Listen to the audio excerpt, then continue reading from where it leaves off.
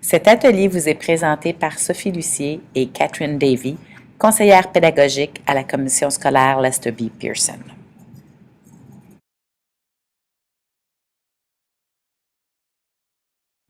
Pourquoi les démos?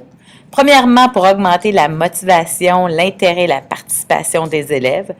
Deuxièmement, pour augmenter la compréhension des concepts scientifiques. Et troisièmement, parce que ça nous est accessible.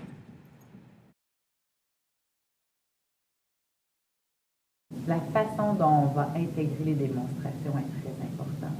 Alors, on veut que la démonstration soit utilisée pour aller susciter l'intérêt des élèves, mais en même temps, la démonstration doit surtout servir à enrichir l'apprentissage des élèves.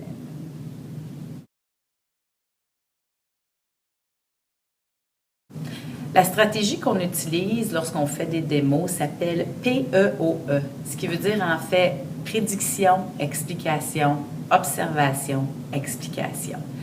La force de la démonstration réside vraiment dans la prédiction. C'est ce qui fait qu'on va pouvoir adresser les conceptions inattendues des élèves, qu'on va pouvoir aller chercher tout le contenu scientifique, le contenu pédagogique de notre démonstration. Dans les recherches actuellement, on dit même qu'il serait mieux de ne pas faire de démo que de faire un démo sans prédiction.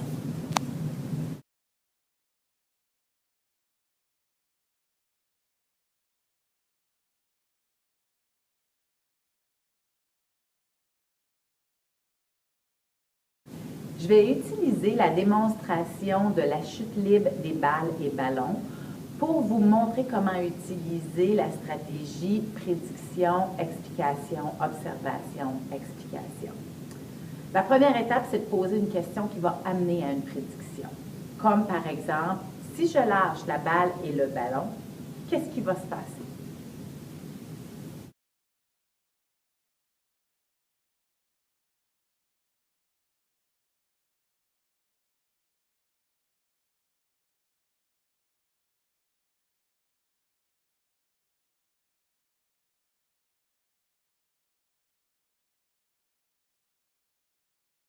OK, alors on a maintenant passé la première étape de faire la prédiction, de donner l'explication.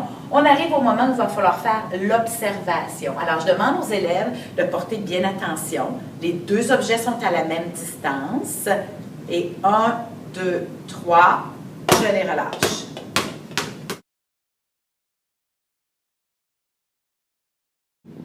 Alors maintenant qu'on a fait l'observation, je demande aux élèves de les partager avec moi. Qu'est-ce qu'ils ont observé? C'est un bon moment pour s'assurer que les observations sont bien faites, que les élèves ne nous donnent pas des inférences. Alors, vous pouvez noter les observations vous-même sur des papillons adhésifs qu'on met sur le côté du tableau. Lorsque c'est terminé, je vais demander aux élèves d'expliquer ce qu'ils ont observé et surtout, très important, de le mettre en lien avec la prédiction qu'ils avaient faite au début. Est-ce que ça vient répondre à la prédiction? Nous aurons ensuite une discussion de groupe où c'est le moment où on va parler du concept scientifique. C'est maintenant où j'introduis le concept que je voulais partager.